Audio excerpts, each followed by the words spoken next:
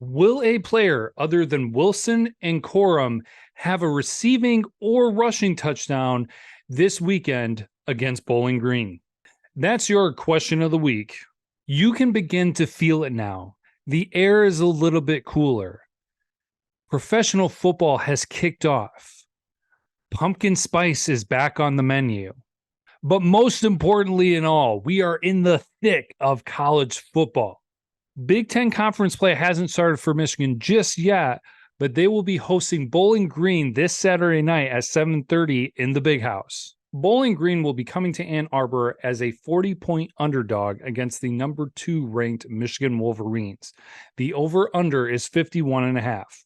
Bowling Green is coming in with a 1-1 record for the season. They lost on the road at Liberty and won at home against East Illinois. Last season in 2022, the team finished with a 6-7 record, 5-3 in conference. They ended their season with a loss to New Mexico State. I think out of the first 3 opponents for Michigan, Bowling Green might have the most players returning. They do have a new quarterback, but they have several of their key offensive players returning. Their quarterback, Connor Bazelak, has a completion percentage of 59.2% and has thrown for 390 yards with 3 touchdowns and 3 interceptions. During the game, you'll be watching out for senior wide receiver Hilaire, who had 97 yards and 2 touchdowns coming into the game, and sophomore tight end Fannin with 138 yards and 1 touchdown. From what we've been able to gather from their first 2 games, Bowling Green really needs to have success for their passing game to be able to be competitive in this matchup. Granted, Michigan is an opponent that is completely different than what they've seen so far, and so for them to be able to have the type of production that they need to be competitive is very unlikely. In their first 2 matchups, Bowling Green's opponents both found different ways to move the ball against the team. Liberty was able to overcome Bowling Green by putting up almost 250 rushing yards, while Eastern Illinois put up exactly 250 passing yards. This tells us that so far in the season, Bowling Green doesn't exactly have a particularly strong point to their defense. And even if they did, going up against an even more credible opponent in Michigan probably wouldn't make a huge amount of a difference. Having seen what we have from the Michigan offense in their first 2 games, you can expect to see more of the same thing with the balanced attack. And no offense to Blake Corum and Donovan Edwards, but with the ability of J.J. McCarthy that we talked about last time in the recap episode of the UNLV game, McCarthy is probably going to be able to pick apart these defenses, especially ones like the Bowling Green defense, and be able to put up huge chunk yardage against them for the passing game. More yardage than what we'll be able to see with the rushing game. So kind of like before the UNLV game, what will we be wanting to see this weekend? I definitely would love to see more of this. In a hurry to run, and then just doesn't rifle it. He pinpoints it.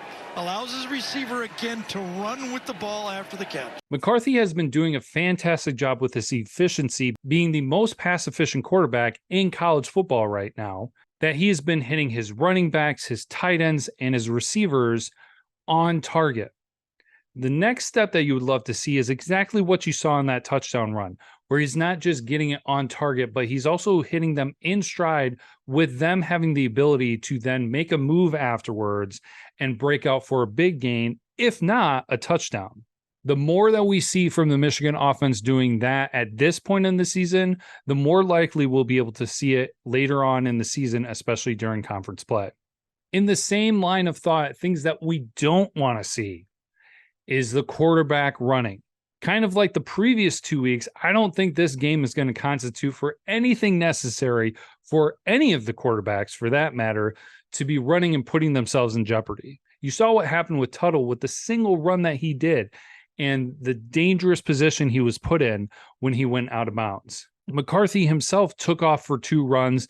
Fortunately, nothing was quite as scary as the ECU hit that he took in the first week. But really, with how well they've been playing, there's nothing that really constitutes for that happening until they're in a close matchup. So hopefully this week that will be taken out of the playbook. With this being the final out-of-conference opponent for Michigan, expect another game for both great offensive plays and great defensive plays. The team really came together last week and did a fantastic job. Really liked what we saw from the linemen. And so I anticipate that this will be a great reflection on week 2, that you'll be seeing a lot of the similar things. What will be interesting is that Michigan is favored by even more points this week. So they're anticipating that Michigan is going to score more. Honestly, it's not going to bother me if they do or they don't, as long as they continue to play what we have seen as Michigan branded football. They play their game, they play smart, and they play disciplined. That is how you can win games. You don't have to put a ton of points up on the board. Is it nice? Absolutely. Would I argue? Not at all. But what they've been doing through the first 2 games has worked just fine. So that will have us ask, though, will another player other than Wilson or Corum put up a receiving touchdown or a rushing touchdown this weekend against Bowling Green? As talking about in the last episode and saying it again here, Wilson and Corum have accounted for all 9 of Michigan's touchdowns. Seems a little bit bizarre, but it's true. Even though Michigan has been spreading the ball around to so many different players, it's still those 2 players responsible for those touchdowns. Of course, McCarthy was the one throwing the balls, but is there going to be another player getting involved specifically this weekend to score a touchdown for Michigan?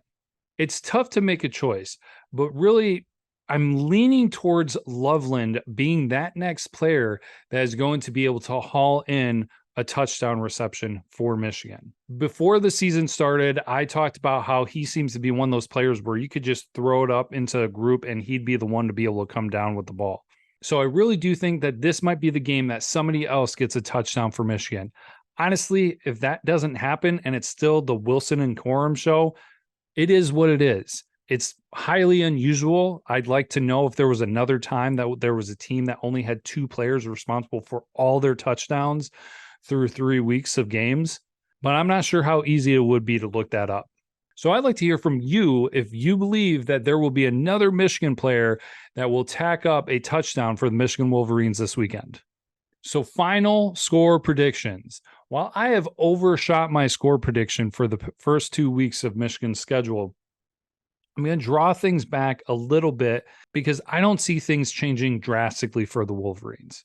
With the new clock rules for college football, it does seem to be more conducive for teams that like to eat up a lot of clock. And that's what Michigan does. Michigan's never really in much of a hurry, and so their drives take a lot of time, taking away opportunities for the other team to try to catch up to the Michigan offense.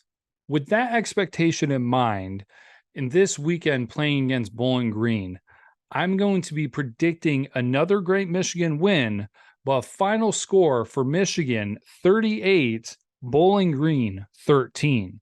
It's always a fun Saturday for Michigan football. I think it's going to be particularly awesome this Saturday night for a night game with the new lights set up at Michigan Stadium. And so if you're going to the game, I hope you really enjoy it. But enjoy the rest of your week. I hope you get to enjoy your whole Saturday. It is going to be a long one leading up until 7:30 for the Michigan kickoff. We'll catch you all afterwards for the recap episode. But until then, as always, go Blue.